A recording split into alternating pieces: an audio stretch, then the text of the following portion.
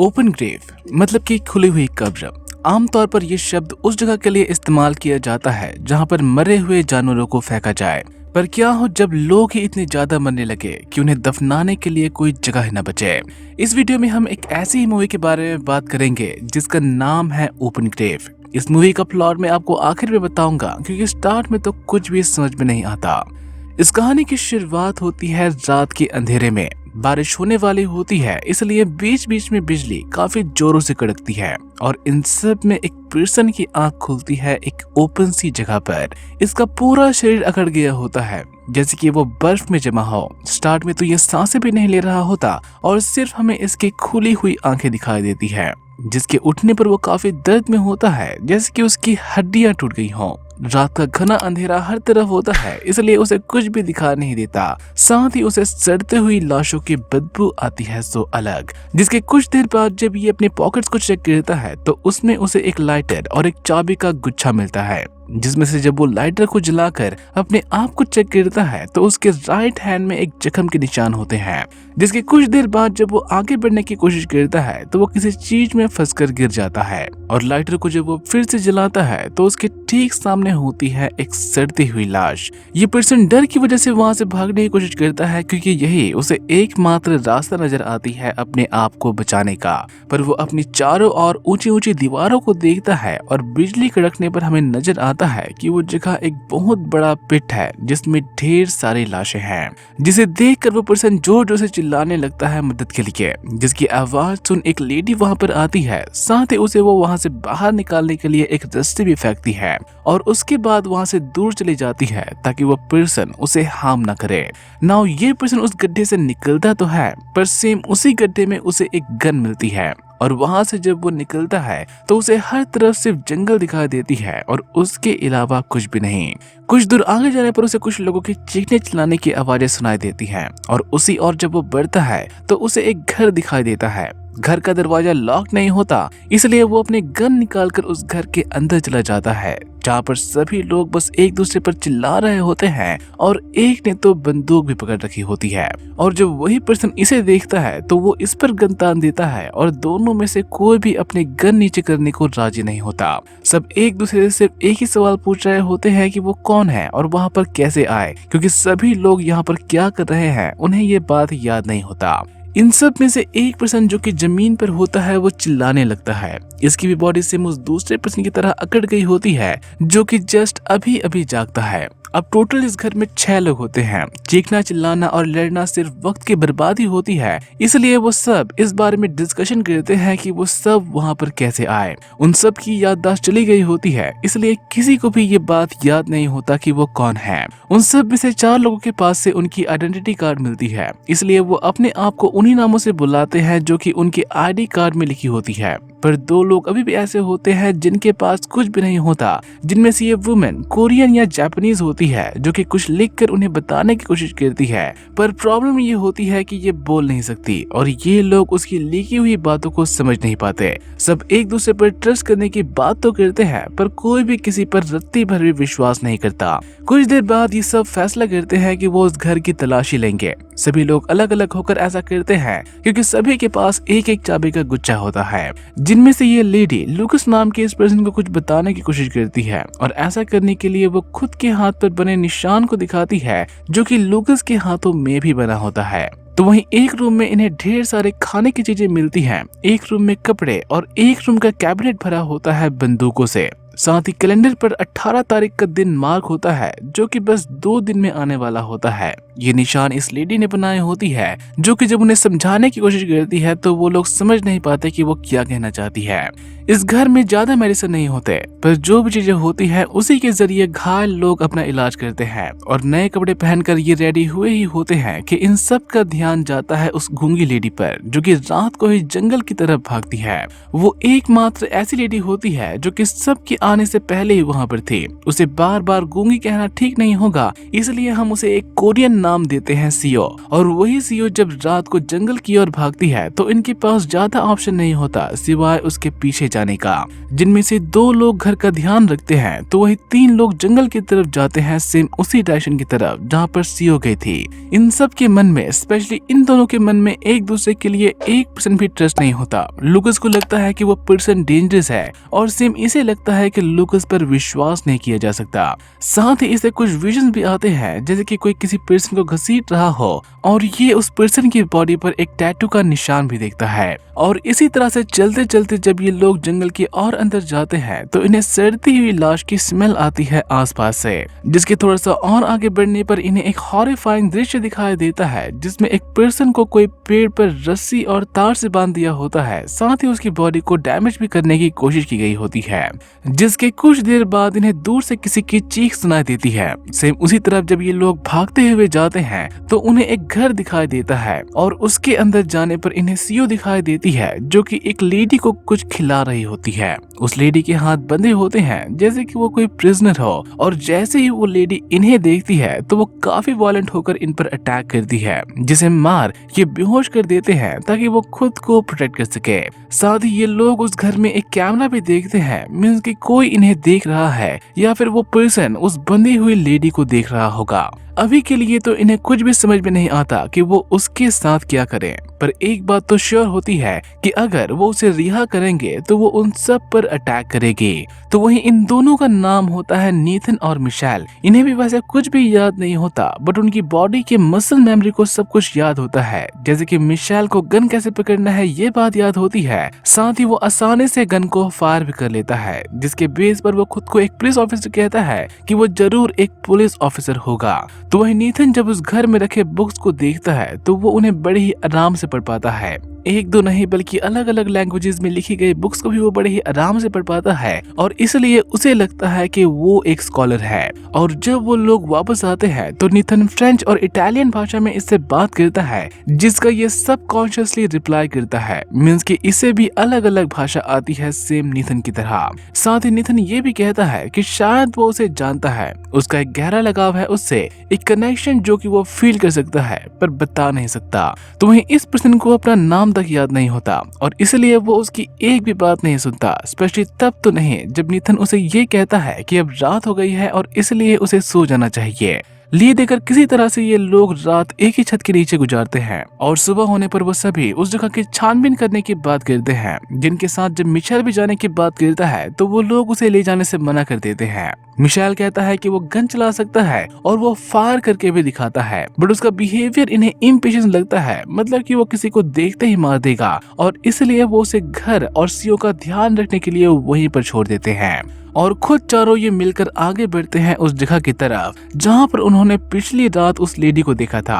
अब होता क्या है कि इन्हें वो पेड़ से बंधा हुआ लाश तो दिखाई देता है, बट वो घर नहीं दिखता जो कि उन्हें पिछली रात दिखा था। ये रात को तो किसी तरह से सीओ को ढूंढने के चक्कर में उस घर तक पहुंच जाते हैं, बट दिन में इन्हें बहुत प्रॉब्लम होती है उस घने जंगल को देखकर। और जंगल में ही आगे बढ़ते बढ़ते इन्हें एक रोड दिखाई देता है। इन्हें पता नहीं होता कि जाना कहाँ है और इसलिए ये एक डायरेक्शन को चूज करते हैं। और बात करते करते नीथन हाथ में पत्थर लेकर इधर उधर फेंकने लगता है, और वही पत्थर जब झाड़ियों में जाती है तो इन्हें आवाज आती है जैसे कि वो पत्थर किसी मेटल से टकराई हो।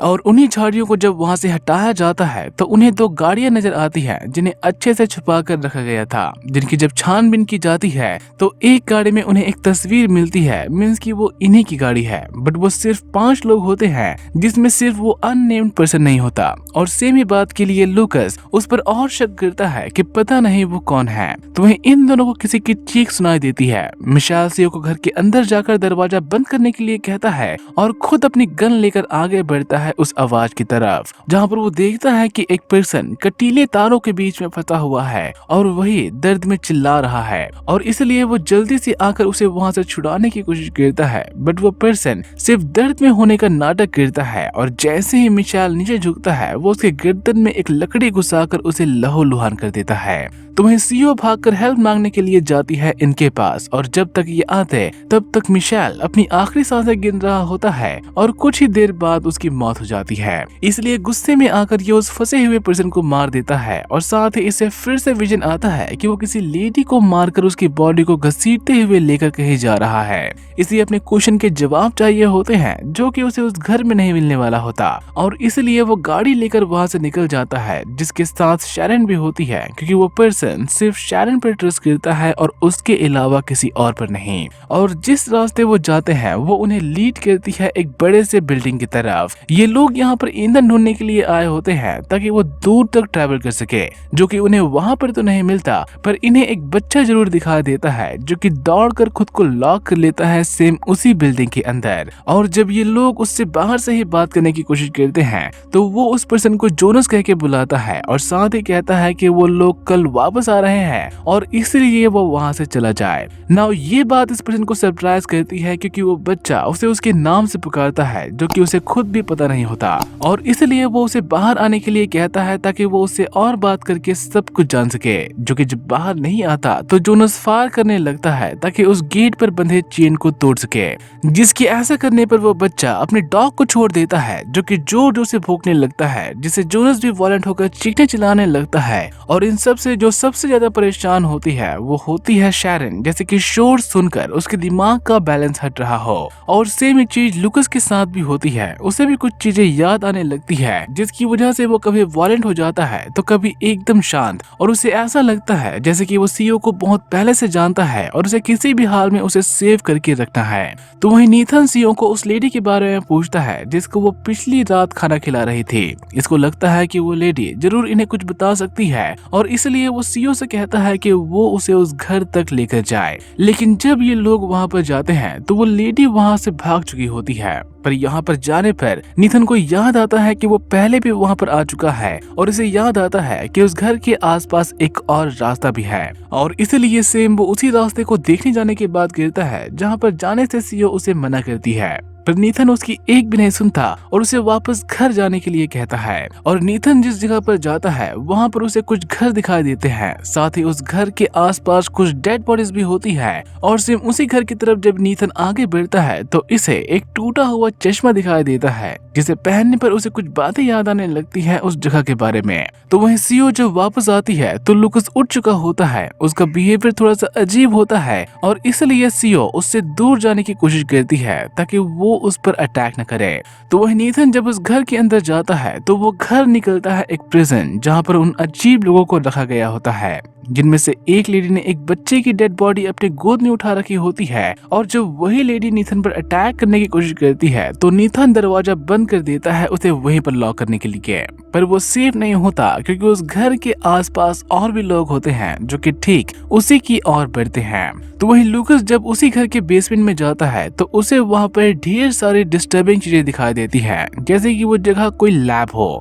साथ ही उसे एक कैमरा भी मिलता है जिसमें रिकॉर्ड हुई वीडियो को जब वो देखता है तो उसे जोनस के बारे में पता चलता है। ये वीडियो को पूरा नहीं देखता, बस भगा भगा कर देखता है, जिससे उसे आधी अधूरी इंफॉर्मेशन मिलती है, जिसमें से वो एक पार्ट में खुद को देखता है कि जोनस उसके हाथ में इंजेक्शन लगा रहा है। और इसलिए जब जोनस शैरन के साथ वापस आता है तो वो उस पर गन तान देता है उसे खतरा समझकर। और सेम ही वीडियो जब वो शैरन को दिखाता है तो वो भी जोनस को एक किलर के रूप में देखने लगती है, क्योंकि जोनस उन सभी लोगों पर एक्सपेरिमेंट कर रहा था। बट कोई भी इस वीडियो को पूरा नहीं देखता और ना ही कोई जोनस की बात को सुनता है। इवन कि लुकस तो उसे मारकर बेहोश कर देता है और उसे घसीटते हुए लेकर जाता है उस पिट के पास जहाँ से निकल कर वो आया था। जहाँ पर जब जोनस होश में आता है तो लुकस उसे मारने की धमकी देता है कि अगर वो उस पिट में वापस नहीं गया तो वो उसे जान से मारकर उस पिट में फेंक देगा। इसलिए मजबूरन जोनस को उस पिट के अंदर जाना पड़ता है, जहाँ पर मौजूद कुछ डेड बॉडीज को जब वो देखता है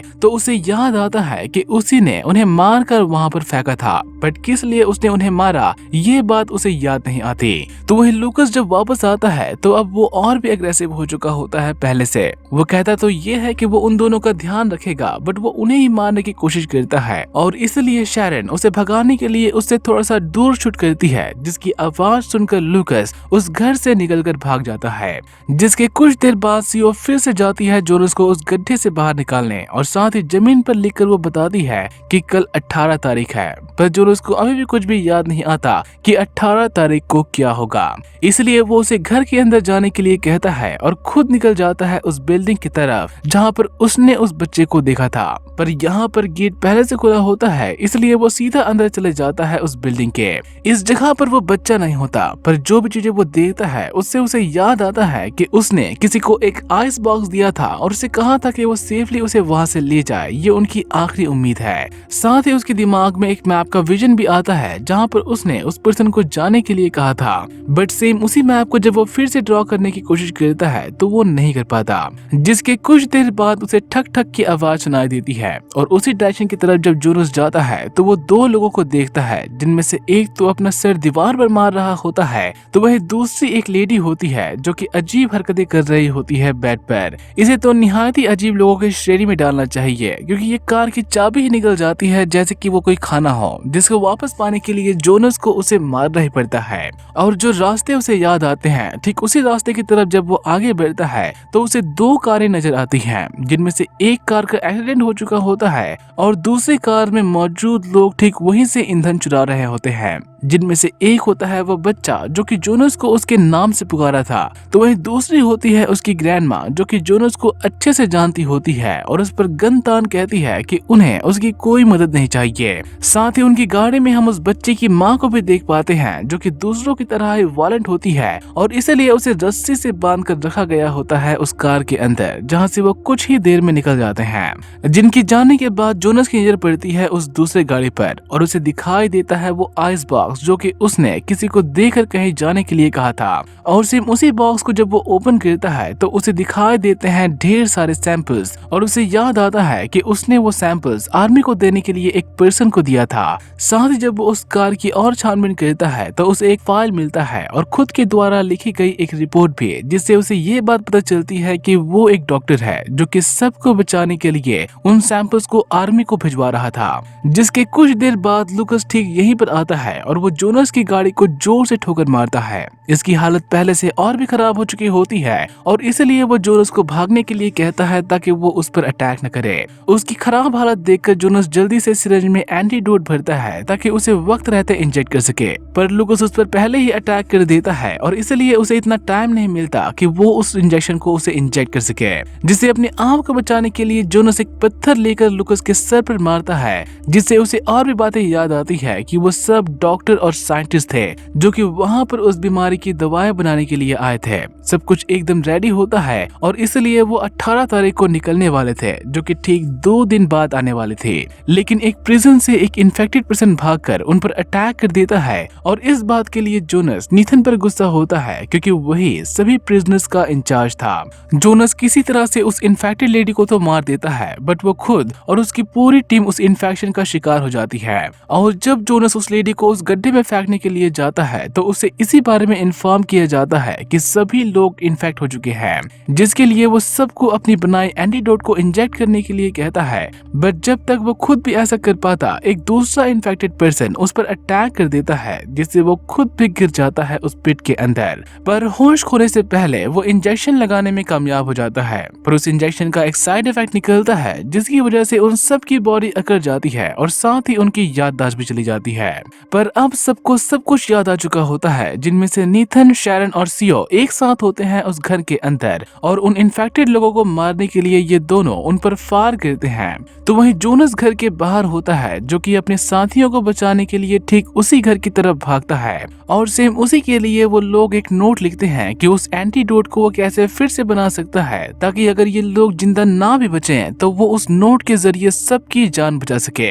जिसके लिए वो पूरी रात उन इन्फेक्टेड लोगों पर फायर करते हैं और सुबह जब होती है तो इन्हें सुनाई देती है हेलीकॉप्टर की आवाज। आज 18 तारीख होती है और 18 तारीख को आर्मी उन्हें लेने आने वाली होती है, इसलिए नीथन खुश होकर बाहर जाता है कि वो लोग आर्मी के आने पर बच गए। बट आर्मी उसे देखते ही शूट कर देती है, जिससे सभी लोग डरकर अपनी अपनी जगह पर छुप जाते हैं। उन्हें समझ में नहीं आता कि आर्मी उन पर क्यों फायर कर रही है और इसलिए अपनी जान बचाकर वो लोग सीधा उनसे दूर भागते हैं, जहाँ पर रास्ते में एक इन्फेक्टेड वुमन शैरन को चाकू मार देती है एंड इन रिटर्न जोनस उसे शूट कर देता है। घायल होने की वजह से शैरन ज्यादा दूर तक नहीं भाग पाती और इसलिए शैरन को बचाने के लिए जोनस उसे गड्ढे में उतारता है ताकि आर्मी उन्हें मरा हुआ समझकर उन पर फायर न करे। और उस इन्फेक्शन से बचने के लिए जोनस शैरन के साथ खुद को भी एंटीडोट इंजेक्ट करता है, पर बेहोश होने से पहले शैरन उसे वो नोट जरूर देती है ताकि उसे सब कुछ याद रहे। और उस नोट में लिखा होता है कि इस महामारी का सिर्फ एकमात्र इलाज है सीओ का खून, क्योंकि उस पर इस महामारी का कोई असर नहीं होता। और जब जोनस फिर से होश में आता है तो उसकी याददाश्त फिर से चली जाती है और उस गड्ढे से निकलते वक्त उसकी नजर उस नोट पर भी नहीं पड़ती। और आर्मी के जाने के बाद एक बार फिर से उसे वहां से बाहर निकालती है सीओ और उसे लेकर जाती है एक बड़े से पिट की तरफ जिसमें लाशें ही लाशें होती हैं। मे बी वो उसे दिखाना चाहती हो कि इस दुनिया में क्या हुआ है ताकि उसकी याददाश्त जल्दी से वापस आए। एंड मे बी शैरन अगर उस नोट को सीओ को देती तो जोनस को एग्जैक्ट पता चलता कि उसे क्या करना है। और जहां तक मुझे लगता है कि आर्मी ने उन पर अटैक इसलिए किया क्योंकि उन लोगों ने किसी भी तरह से उन्हें इन्फॉर्मेशन नहीं भिजवाई। जैसे कि जो एंटीडोट जोनस ने भिजवाई थी वो तो एक्सीडेंट की वजह से कार में ही रह गई, और बाकी लोगों पर जब अटैक हुआ होगा तो उन्हें इतना टाइम ही नहीं मिला होगा कि वो रेडियो करके इस बारे में आर्मी को बता सके, और इसलिए आर्मी उन्हें इन्फेक्टेड समझकर मारने आई। And I hope you guys enjoyed this story. अगर ये वीडियो पसंद आए तो इसे लाइक जरूर करना, कोई सजेशन कोई सुझाव हो तो कमेंट कर शेयर करना ताकि आगे के वीडियोस में हम उसे सुधार सके। Till then take care and see you soon.